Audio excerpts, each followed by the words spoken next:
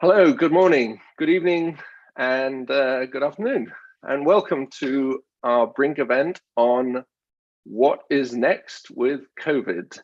And I'm very pleased to say we've got two excellent guests with us here who are going to give us lots of insights over the next few minutes over where the COVID virus is heading, what new vaccine developments there might be in the pipeline, and how employers and employees can prepare for this fall and winter as the virus ramps up.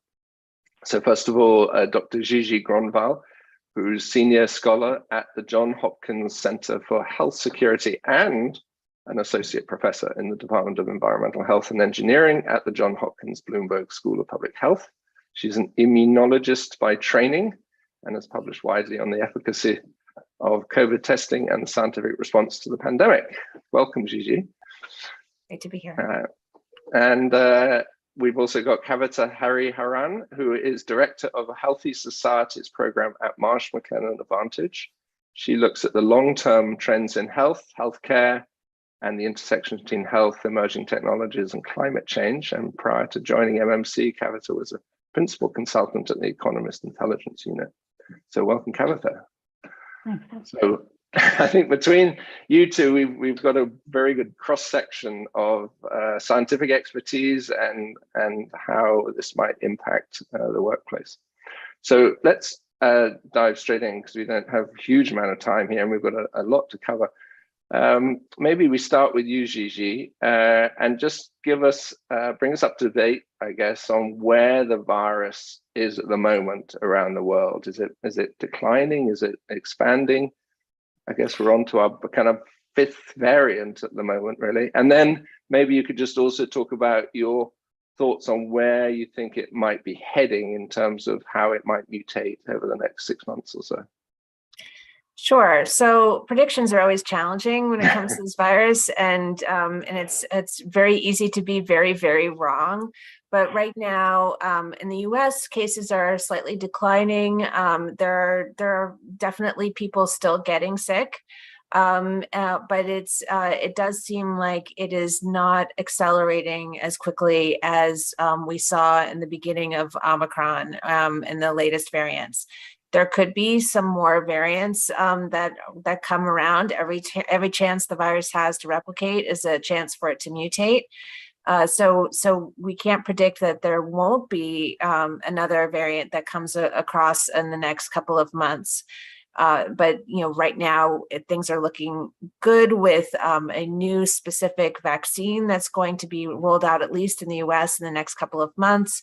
Already has been in the UK. So things are better than they were some months ago.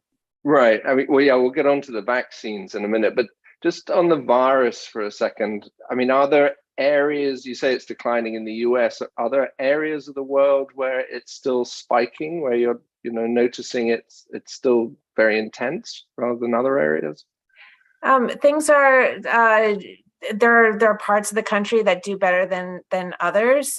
So it's definitely it becomes a local condition, and that makes it really challenging when it comes to giving public health advice, because the cases might be in the red zone, and then you might want to really consider wearing a mask in indoor places. But what about other parts of the world? Sorry, not in America. Are there other countries, other regions of the world that are not doing so well?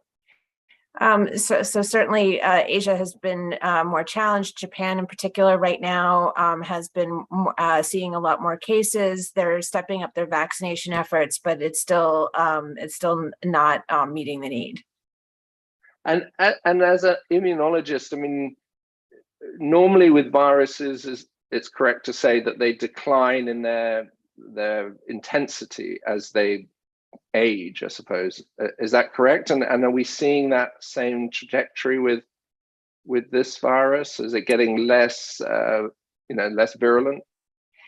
That is, it's a bit of a simplification of the way that viruses evolve. I'm sure. It is sometimes the case that there are pressures on the virus to evolve to be less severe. But I would not count on that for this virus. The conditions have to be pretty set for that to happen. So it is certainly possible that future variants could be worse, unfortunately. We have been very fortunate that that has not been the case. For vaccinated people, the variants have been much reduced in severity, and for unvaccinated people, they've been about the same, and maybe a little bit more mild. But so it could go the other direction as far as we know.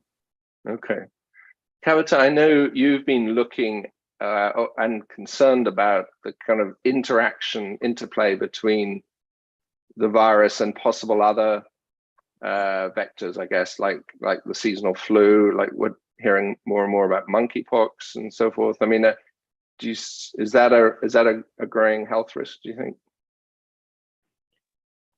I'm not quite sure about interactions with other viruses or other pathogens. That's probably something Gigi can comment on.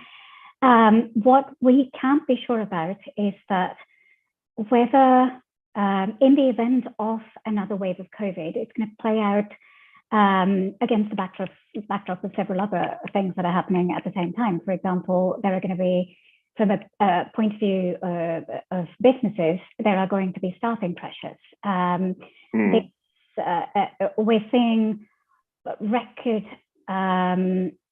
high rates of employment in many of the major economies, the US, UK, Eurozone, Canada, Australia, etc. We're also seeing, interestingly, fairly high levels of economic inactivity, which is, people who are of working age, but who are outside of the workforce. And some of the contributing factors are long-term sickness, including long COVID, but it could also be driven by things like backlogs, wait times in access to non-emergency care. So there are other staffing pressures, and we're also looking at, inflation ramping up in several countries. There is uncertainties over the economic outlook. There are geopolitical uncertainties, and so there are concerns around the trajectory for costs of doing business in general. And should there be another COVID wave, it's going to play out against this particular context in which there are several other concerns for business, including pressures, including inflation. Supply chains as well remain exposed to COVID waves, climate-related risks, other risk impacts in particular geographies. We're still very heavily reliant on very concentrated supply chains for several essential medical supplies, antibiotics, etc. Well, that's a good segue into my next question about vaccines, I guess. But just before we get into that, I mean, did you, Gigi, have any comments about the relationship with flu and kind of other viruses? I mean, is that a accelerator, do you think, or it could be in the next few months? I think we're going to be paying a lot more attention to the viruses and other diseases that we're encountering over the coming months, because we're pretty sensitized to this. But also, as people are interacting more, there is, COVID is not the only virus on the planet. And so influenza, flu is going to, people predict that it's going to be worse this year than in previous years. And it could be, there are other viruses. I mean, we have all read about monkeypox, but there could be other diseases too that people transmit that we're going to be reading about, just because people, while being isolated, were protecting themselves against COVID, but also an array of other infectious diseases. Yeah. Well, let's talk about the vaccines for a bit. I guess there's two aspects to this. One is the new vaccines themselves. And obviously this week we had this announcement by President Biden about a new type of booster that's going to become available in America. Maybe you could talk us through about that, about how new it is. But then there's also some innovations that have happened in the distribution, or potential innovations in distribution, right? With a possible nasal spray I've heard about. Tell us about these. Yeah. So as we all know, there are different variants that have emerged since the original strain that infected people in March of 2020. And so this new booster is tailored to the genetic information of the virus that's circulating now. So that's the BA.5, is it? Right. So the idea is that you will get better protection since it's matched to the virus that's currently circulating. And as far as new technologies that are coming down the pike, like intranasal administration, the idea there is to boost your immune system in your nose and your mouth and your upper airway, so that perhaps you can shut down an infection faster than waiting for the rest of your immune system to get turned on. So that is the goal, that you would be able to reduce illness, not just reduce the length of an infection or the severity of the infection. And presumably it's also easier and more pleasant to take rather than having an injection, right? I mean, is this, once the nasal spray comes in, will this be something that, you could get over the counter, do you think, or would it still have to be administered? There's so many, the rules about who is allowed to administer vaccines differ so much from one place to another. And it was a huge fight in many places to allow pharmacists to be able to administer vaccines. So, it's going to be really dependent and different in different states and different countries. But it certainly does make it a lot easier to hand somebody an inhaler or a Q-tip and give them the vaccine that way. Right. You mentioned in passing the idea of kind of resistance to that, to vaccines, that still, at least in America, is still very present. I think only 2/3, is that right, of Americans have had 2 shots so far. I know this is something you've looked at. I mean, is there a sense that this is just, we're stuck now at this number, or do you think there are ways to increase the level of vaccination? Yeah, I mean, there's a lot of disinformation out there. And I'm sure that we could talk for hours about some of the pernicious effects that some major influencers have had on diminishing vaccine rates and using their audience and misleading their audiences. But there's that.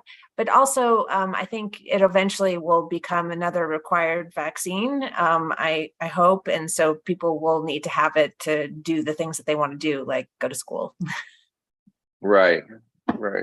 But do you see any sense in society of a reduction in resistance? Do you feel that, when this booster comes out, there'll still be just the same levels of resistance? What's your sense?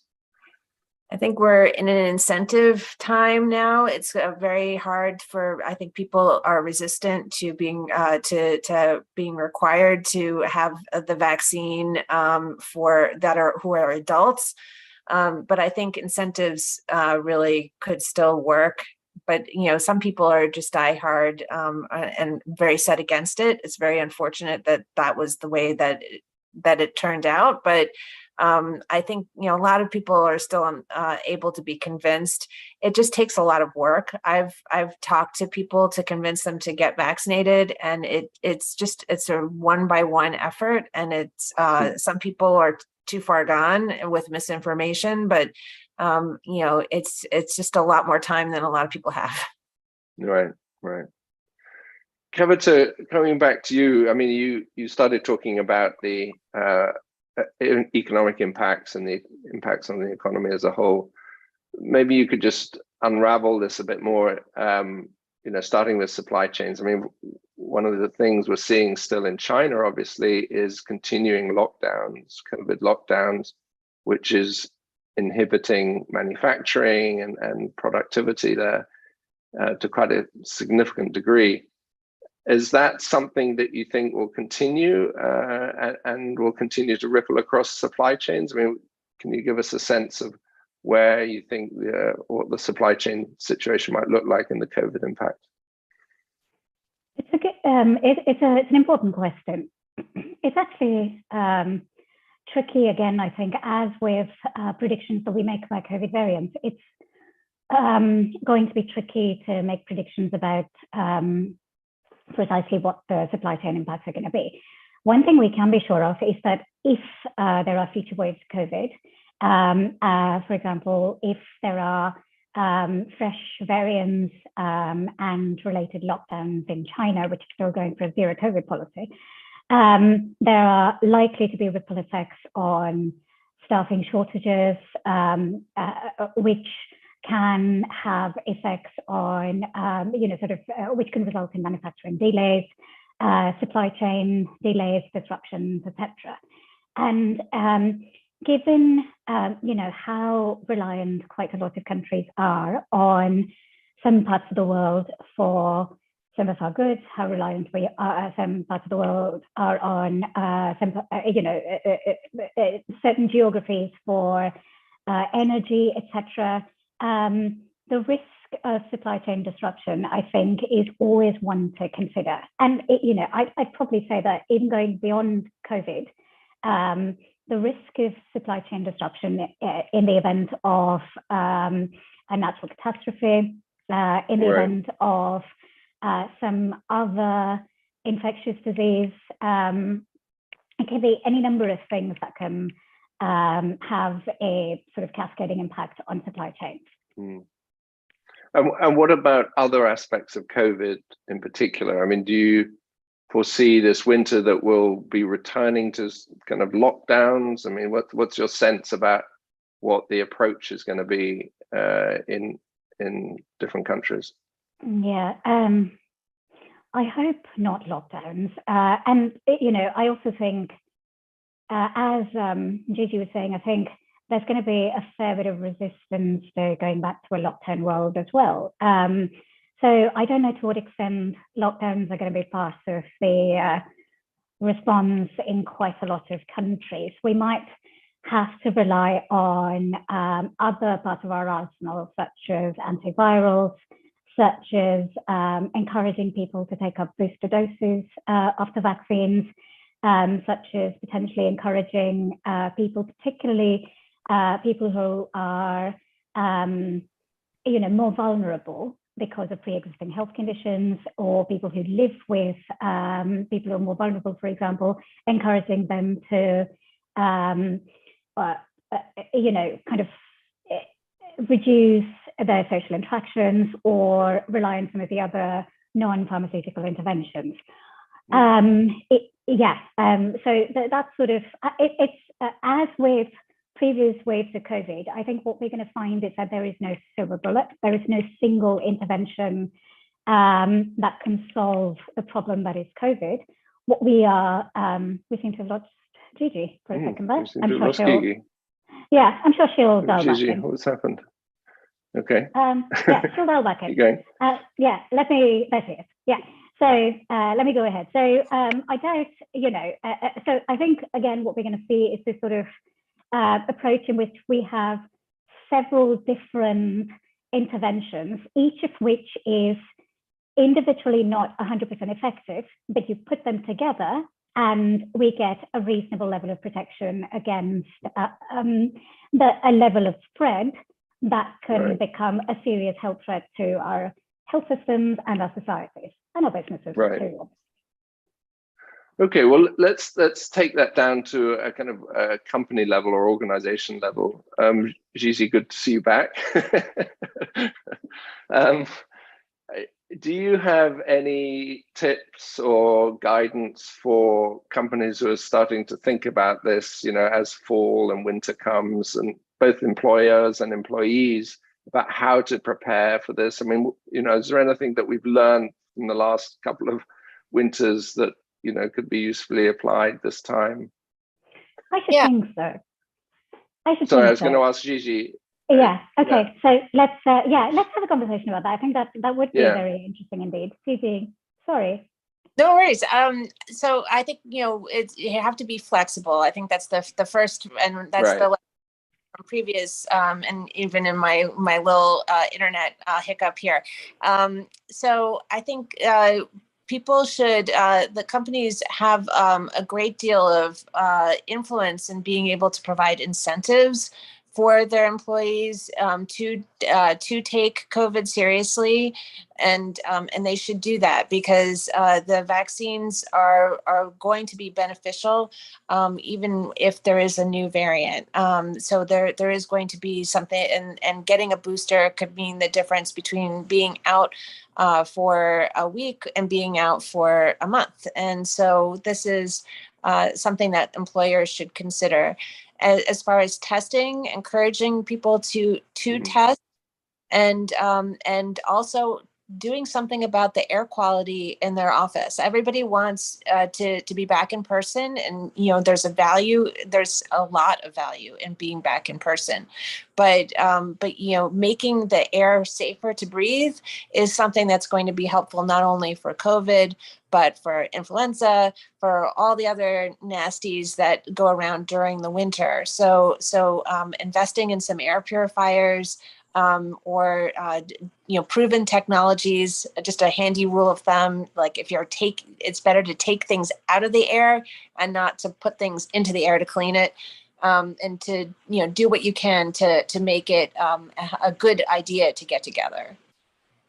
I know you've looked a lot at the efficacy of testing. I mean, where's your stand on that? I mean, do you feel that companies should require testing, or is it now, do people now have a kind of good sense of whether they've got COVID or not, and it just it's better left to personal responsibility? So testing is becoming a lot of people are getting rid of testing programs because we're done with COVID. I worry about getting rid of any sort of infrastructure that would be hard to bring back. And if there's a new variant that's more severe, might be a good idea to have a testing program. So think about, if you can keep something in place so that you can ramp it up if it becomes necessary. That's something that I would urge employers to think about and school systems to think about. And as far as testing goes, a lot of people really appreciate that. And I think you hear from the kind of louder people who don't like the COVID restrictions, but I advise Baltimore City Public Schools on their COVID safety stuff, and they did a survey, and it turns out it's a hugely popular program to do COVID testing. So, maybe take the temperature of your employees and how they think about testing for real, and not just the complaining emails that you get. Take the temperature is the right phrase, yeah. Kavitha, what about you? What's your what do you think we've learned in terms of workplace practices on COVID, and any tips for this winter? Yeah, we've learned quite a lot, I think, over the last couple of years or so. One thing we've learned is that it is possible to be flexible about working hours and locations for quite a lot of people. It's it isn't necessary for particularly if there is the potential of a COVID wave, it isn't really necessary for people to all be tripping back to the office. We've learned that it can be quite a good idea for people not to go into work when they're ill. And again, information, guidance, the right incentive from that, the right, sort of culture around that can help keep transmission of COVID, but also, a bunch of the other nasties, as Gigi said, under control. So there's that. Just sort of going back to something I mentioned earlier, one of the top concerns for businesses is going to be staffing pressures. If there is a wave of COVID, if there are people who are going to have to isolate because of widespread transmission, for example, that means even further staffing pressure for a lot of businesses. So it's quite likely that quite a lot of businesses actually did figure out over the course of the last couple of years how to continue operating when their capacity is stressed, they'll have figured out, for example, what are the, which of the roles, which of the processes, which functions, locations, etc., are kind of critical to operations, and ensuring the right level of support for those, but also they'll have identified who are the people who are vulnerable to COVID or other shocks, and ensuring the right level of support for those people will also make a great deal of difference to the degree to which they're able to attract and retain staff. And a couple of other things they can do along the same lines, just sort of focusing again on workforce well-being. So we've talked about the flexibility, and one of the things we learned over the last couple of years is that there are also costs to flexibility, and there are limits to who can work very flexibly. So one of the things employers can probably do better this time around is to offer flexibility while mitigating some of the tolls of working from home, particularly for people who have young children or elderly spouses or parents for whom they have caregiving responsibility. So at Marsh McLennan, we're seeing companies provide kind of caregiving support or in-home care, for example, as a benefit. Another aspect of resilience from a workforce point of view would be financial resilience. We're heading into, we're in a world that's quite different in terms of cost of living, and we're heading into, some economic uncertainty that's absolutely very likely to prey on the minds of the workforce. And so providing access to information, guidance, advice, providing access to coaching, making sure there is an employee assistance program, making sure employees know that it exists, facilitating the use of take-up of programs like that, through which employees can manage both day-to-day pressures as well as occasional spikes in pressures, either due to work or because of other things that are going on. That can be really helpful as well. And one other point I'd mention, and this is sort of going back to, several, a very large number of people are likely to have taken early retirement in the last couple of years. Some of it might have been due to burnout, some of it might have been long-term sickness, some of it might have just been reevaluating some of the priorities, etc. It is possible, and this is one of the reasons, one of the contributing factors to the staffing shortages. It is possible that as the cost of living crisis, if it continues, it's possible that some of these people might want to come back to work. And that could impact on the COVID side as well. Exactly. Yeah, I mean, this has a ripple effect, obviously, well beyond COVID into all sorts of other areas. But I think we're nearly at time now, so we're going to have to draw a close on that. But thank you to both of you so much. I mean, what I take away from listening to you is that we have learned things from the last couple of years. We are, better equipped, I guess, in many ways to prepare for this. But as Gigi was saying, you never know what COVID's going to do next, and how it's going to go. So thank you both very much indeed for your time. Gigi Gronvall and Kavitha Hariharan. Thank you both. Thank you.